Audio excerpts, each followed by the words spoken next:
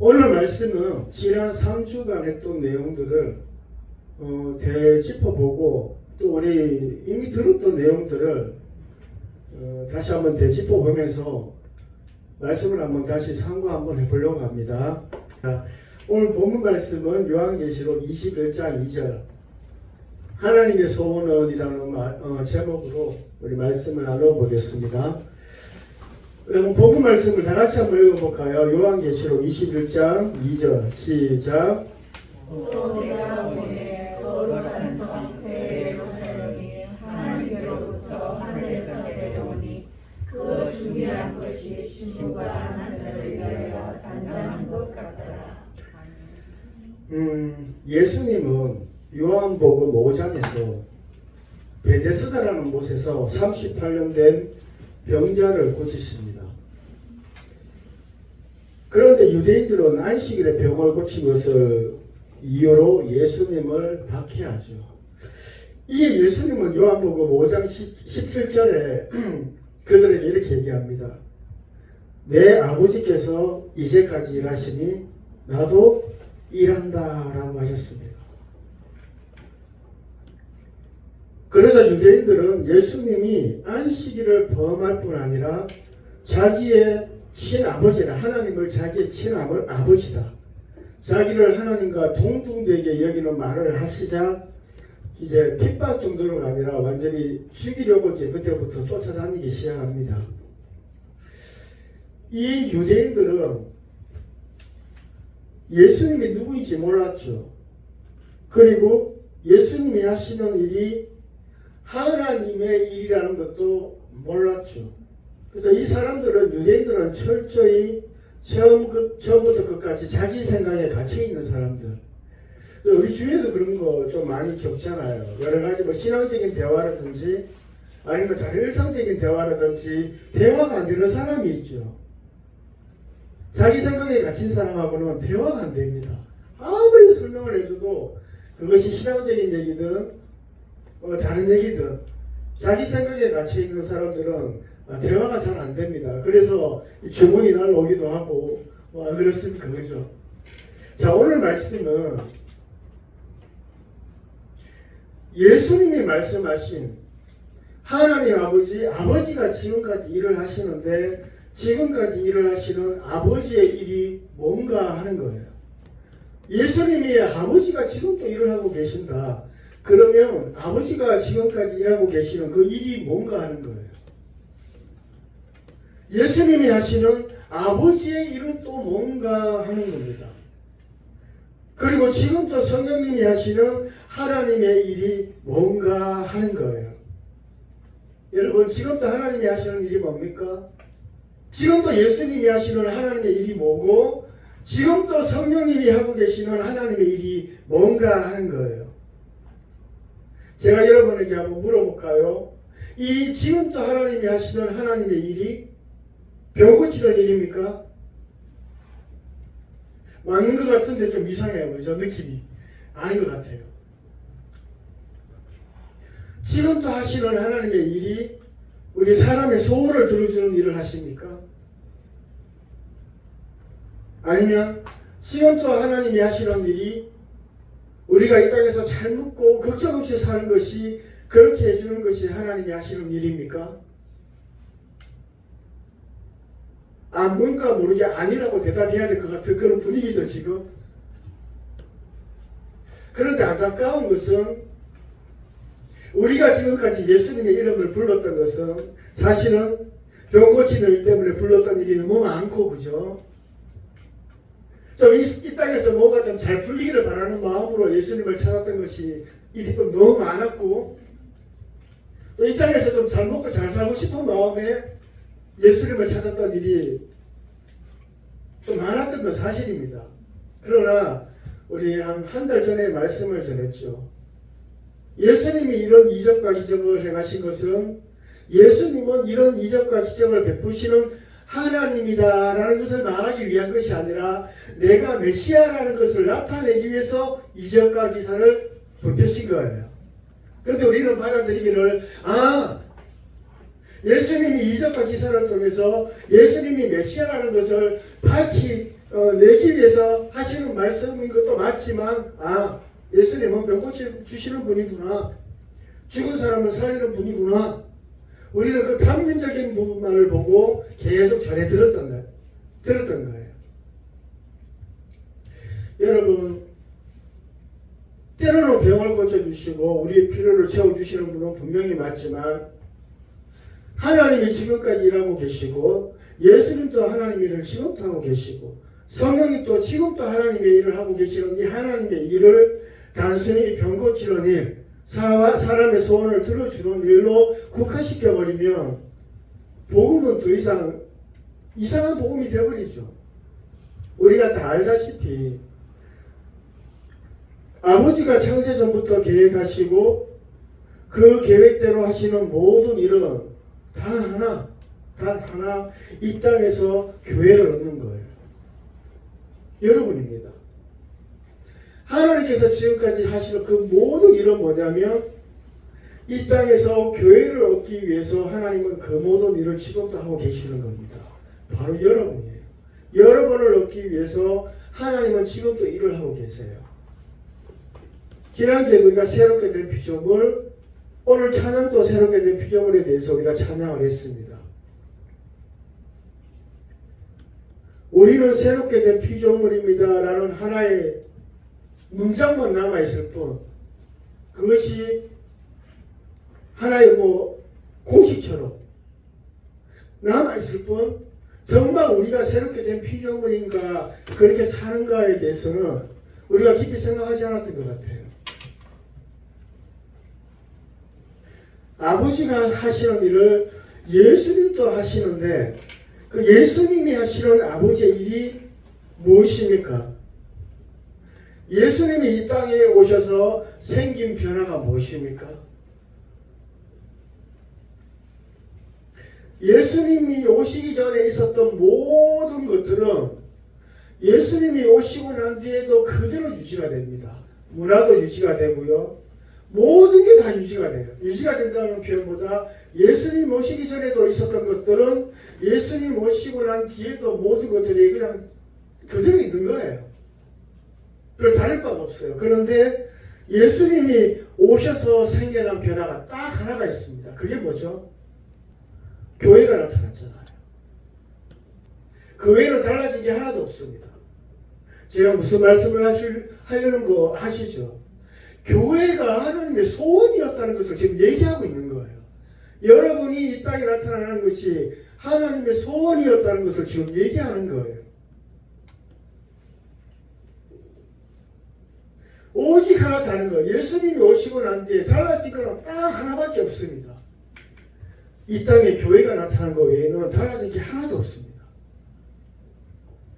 성령님도 지금 하나님의 일을 하시는데 성령님이 하시는 하나님의 일이 무엇입니까? 이 땅에 나타난 교회를 지금도 탄생하시는 일을 하고 있어요. 계속 탄생하십니다. 그래서 한 6개월 전에 말씀을 전했던 내용이 있습니다. 하나님이 이 세상을 창조하신 목적이 뭐라고요? 이 땅에서 교회를 얻기 위해서 이 세상을 창조하셨습니다. 아니 고작 나 하나를 얻기 위해서 하나님이 이 세상을 창조하셨다고? 이 말의 크기와 이 말의 무게가 너무 엄청나요. 이 모든 세상 만물을 하나님이 창조하셨는데 그 창조하신 이유가 단 하나, 나를 얻기 위해서라고? 예수님이 이 땅에 오셔서 죽으신 이유가 뭡니까? 교회를 얻기 위해서입니다. 다른 이유가 있나요? 예수님이 이 땅에 와서 죽으신 이유가 한국이라는 나라를 크리스찬인 나라로 만들기 위해서 예수님이 죽으셨다 그러면 이해가 될 것 같아요. 예수님이 이 땅에 오셔서 죽으신 이유가 아시아 국가만큼은 하나님을 섬기는 나라가 되게 하기 위해서 예수님이 죽으셨다 그러면 이해가 될 것 같아요. 그런데 예수님이 죽으신 이유는 단 하나, 교회를 얻기 위해서, 여러분을 얻기 위해서 예수님이 죽으셨다는 것이 이 말의 무게를 감당할 수가 없는 거예요. 그 은혜를 감당할 수가 없는 겁니다. 성령님이 오신 이유가 뭡니까? 우리 교회를 단장하기 위해서 오신 거예요. 역설적으로 한번 표현을 해볼게요. 하나님이 이 땅에서 교회를 얻고자 하시는 소원이 없었더라면 하나님이 이 세상을 창조하셨을까요? 만약에 하나님에 대한 하나님이 이 땅에서 교회를 얻기 위한 계획이 없었다면 하나님이 이 세상을 창조하셨을까요? 없었다는 거예요. 예수님이 이 땅에서 교회를 얻고자 하시는 소원이 없었더라면 예수님이 오셨을까요? 안 왔다는 거예요. 이 땅에 교회가 나타나지 않았다면 성령님이 오셨을까요? 안 오셨다는 거예요.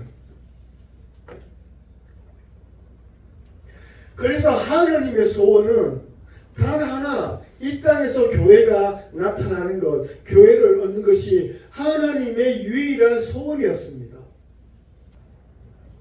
하나님이 이 땅에 오셔서 하나님이 이 세상을 만드신 목적, 유일한 하나님의 목적, 교회를 이 땅에서 얻는 거예요. 여러분을 얻기 위해서 이 세상을 창조하시고 여러분을 얻기 위해서 예수님이 오셔서 죽으셨고 여러분을 단장하기 위해서 지금도 성령님이 우리 안에 계신 거예요.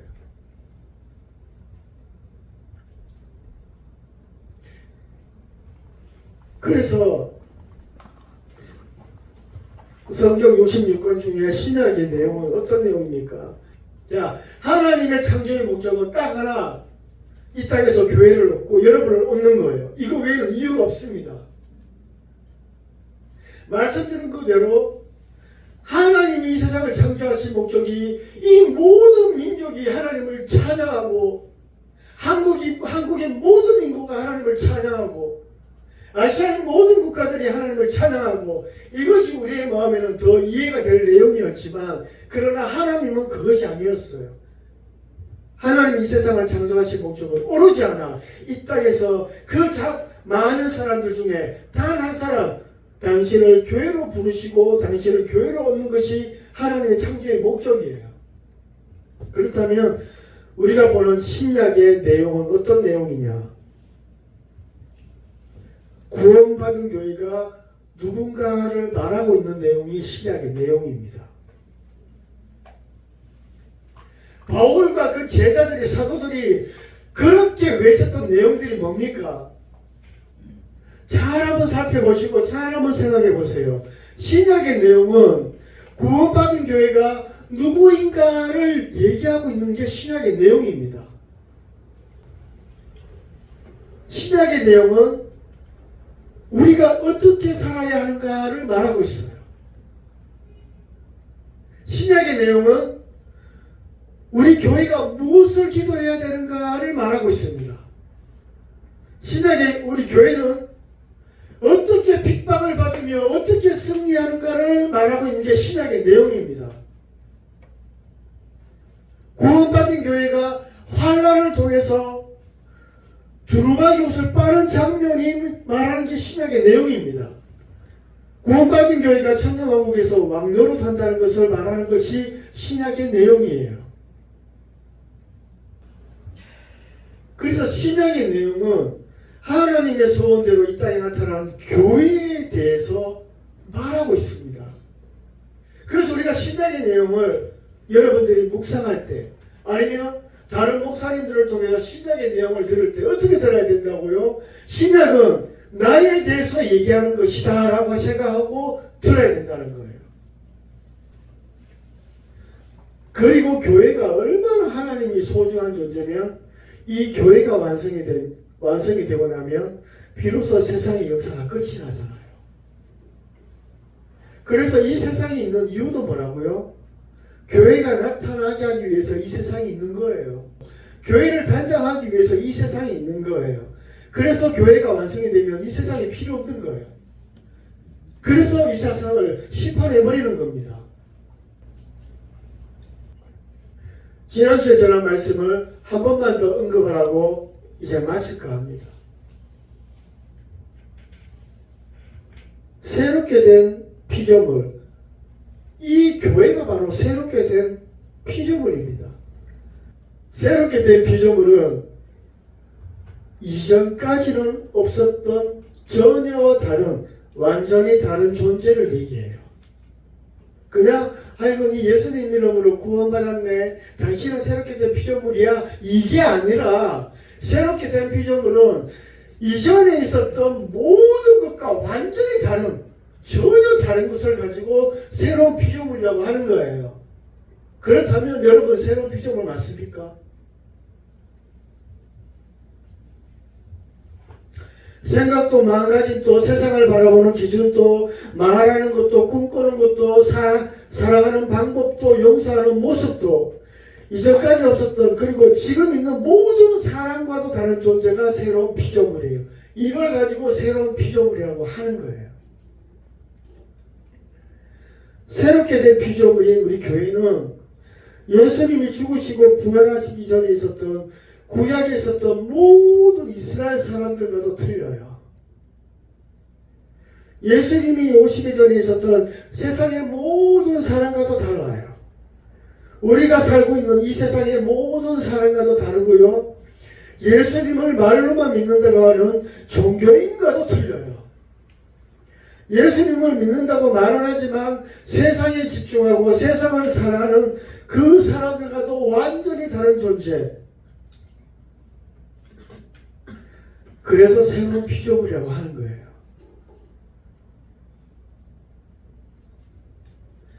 나는 성경에서 말하는 새로운 피조물인가?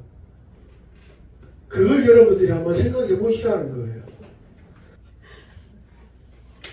새롭게 된 피조물은 이 세상과 이 세상의 모든 사람과 전혀 다른 존재예요. 세상 사람과 다른 그 많은 것 중에 오늘은 한 가지 다른 것을, 한 가지만 다른 것을 한번 얘기하고 정리할까 합니다.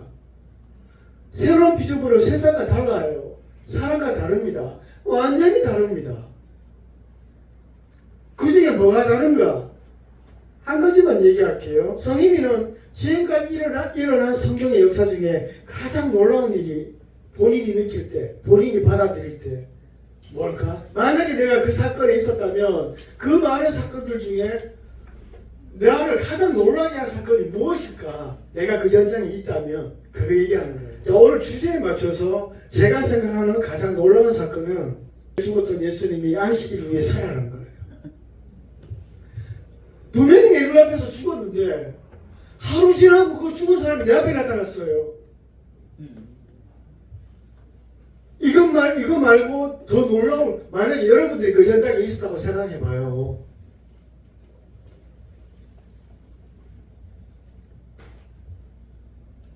예수님의 부활을 믿는 사람은 새롭게 된 피조물이 교회밖에 없습니다. 맞아요, 안 맞아요? 그래서 우리는 모든 사람과 다르다는 거예요. 부활을 믿는 사람은 우리밖에 없어요. 새롭게 된 피조물밖에 없습니다. 그래서 제가 왜 이 얘기를 하냐면,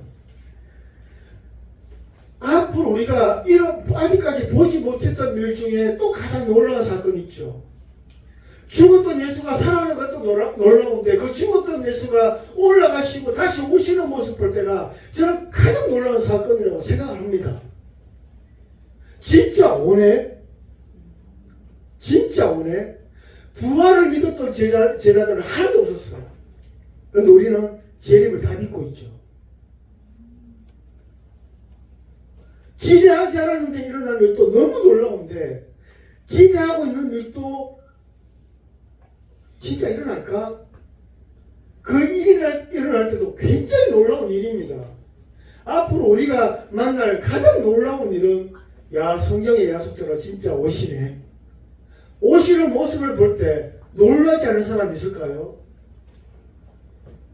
기절에 우리는 기뻐서 날뛰겠죠.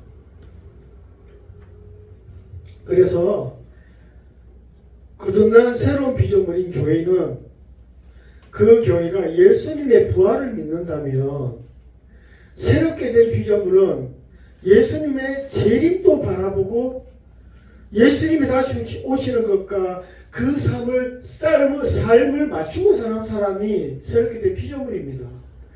하나하나 여러분들이 다 한번 새겨 들어보십시오. 나는 다시 오시는 예수님의 그 삶에 맞추고 살고 있는가? 그렇지 않다면 여러분 그리스도인 아니에요. 저도 마찬가지고요. 저도 마찬가지입니다. 지난주에 제가 강조했죠. 하나님은 악인과 성인들에게 똑같은 은혜를 주세요. 똑같이 구원의 은혜도 받고요. 똑같이 하나님의 은혜를 받아요. 그러나 거듭나지 않으면 그런 구원이 없습니다. 거듭난 사람이 새롭게 된 피조물이에요. 그러면 거듭난 사람이 새롭게 된 피조물인데 새롭게 된 피조물은 어떻게 사는가라고 지금 제가 얘기하고 있는 거예요. 그리고 그걸 신약의 내용에서 얘기하고 있고요. 부활하신 예수님을 믿고 재림하시는 예수님을 믿고 그렇게 따라 사는 것이 이렇게 믿고 사는 것이 아직도 예수님을 인정하지 않는 구약의 이스라엘과 세상의 모든 사람과 다른 새로운 피조물이에요. 이게 새로운 피조물입니다.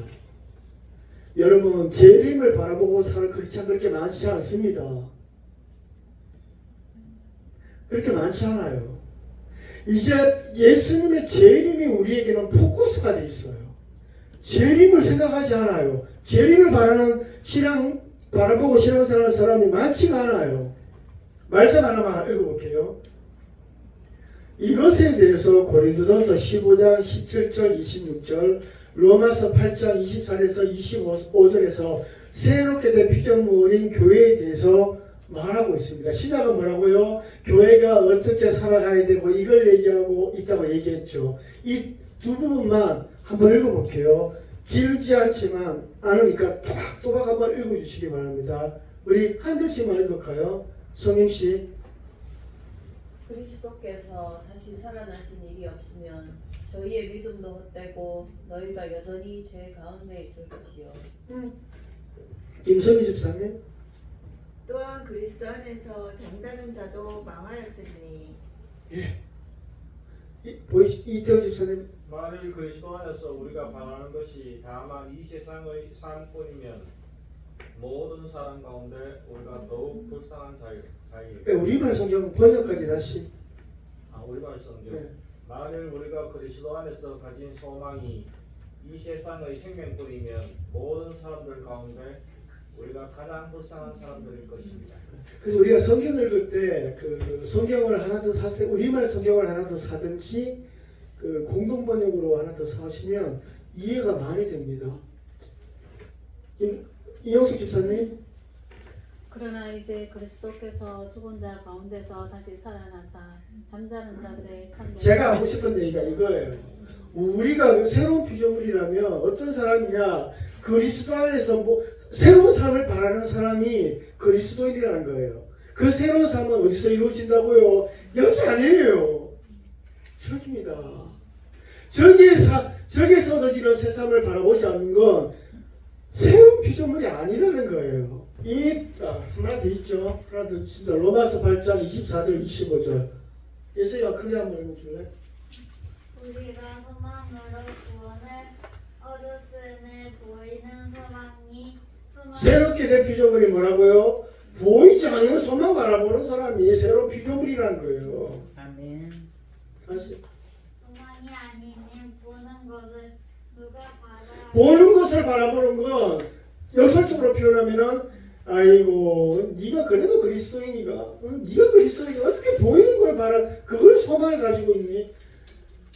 그런 거 하는 거예요. 25절. 만일 우리가 보지 못하는 것을 바라면 처음으로 기다릴 뭐라고 얘기하고 있냐면 그리스도가 살아나지 않았다면 너희 믿음은 헛되다는 거예요. 우리 믿고 있죠. 그리스도가 믿음도 떼고 그리스도 안에서 잠자는 자도 망한 거야. 그들 잘못 사는 거야. 만약에 예수님의 부활이 없었다면. 그런데 또 그리스도의 부활을 믿는 우리가 그리스도 안에서 가진 소망이 이 세상의 생명뿐이면 우리가 제일 불쌍한 사람이야. 그런데 그리스도의 부활, 예수님은 부활하셨고 예수님의 부활을 믿는 우리가 바라보는 것은 이 세상이 아니라 우리가 바라는 삶은 예수님이 재림하시면 우리도 예수님이 부활하신 것처럼 부활할 것을 믿으며 천년왕국에서 예수님과 함께 오방도로 사는 새삼, 그러나 보지 못하는 소망을 기다리는 자가 새로운 피조물이야. 이렇게 사는 사람은 그자밖에 없습니다. 그래서 새로운 피조물이라고 하는 거예요. 그래서 우리가 지금까지 이렇게 살았냐 이 말입니다. 제가 오늘 말씀드리려고 하는 것은 새롭게 된 피조물, 이걸 얘기하는 겁니다. 그죠? 새롭게 된 피조물, 그리고 구원받은 교회는 예수님의 부활을 믿는 자요, 예수님의 재림을 믿는 자요, 보이지 않는 영원한 소망을 기다리며 사는 자입니다. 그래서 새롭게 된 피조물이 구원받은 교회는 이스라엘 사람, 그리고 이 세상의 모든 사람과는 완전히 달라요. 완전히 다릅니다. 우리는 이전 것은 다 지나간 새로운 피조물이에요. 그리고 교회는 하나님이 얻고자 하셨던 유일한 존재입니다. 그 교회를 얻기 위해서 지금도 하나님도 예수님도 성령님도 일하고 계신 거예요. 오로지 이 위대하고 말로 표현할 수 없는 그 무게감의 그 하나님의 말씀이 결국은 교회를 얻기 위해서 그 모든 일을 계획하시고 지금도 하신다는 거예요. 여러분들을 얻기 위해서, 여러분들을 단장하기 위해서 이 모든 일을 하신다는 거예요.